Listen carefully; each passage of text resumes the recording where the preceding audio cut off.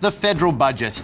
Not content with crushing the hopes and dreams of the Australian public, it's moved on to bigger and better things, crushing the hopes and dreams of state premiers by proposing an $80 billion cut to federal health and education funding for the states. We were surprised and shocked. A kick in the guts to the people of New South Wales. This will not go away.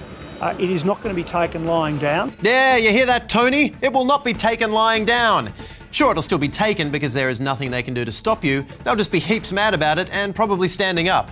Because the states say the revenue shortfall is just a ploy to get them to ask the federal government to raise the GST, making the states look bad and Abbott look like the good guy by not doing it himself. A ploy made all the more frustrating by the fact that the premiers said they had no idea cuts of this magnitude were coming, even though they all met with the Prime Minister just 2 weeks ago, where there was a mood of harmony at the conclusion of the Council of Australian Government's meeting. But the Prime Minister was just like Judas at the Last Supper. He wanted the second last time they saw him to be a nice sit down before he sold them out. The Labor Party has caused this budget emergency. And that's the excuse I'll use to gut your services like a pig in the slaughterhouse. Okay, that is why we needed recommendations from the Independent Commission of Audit.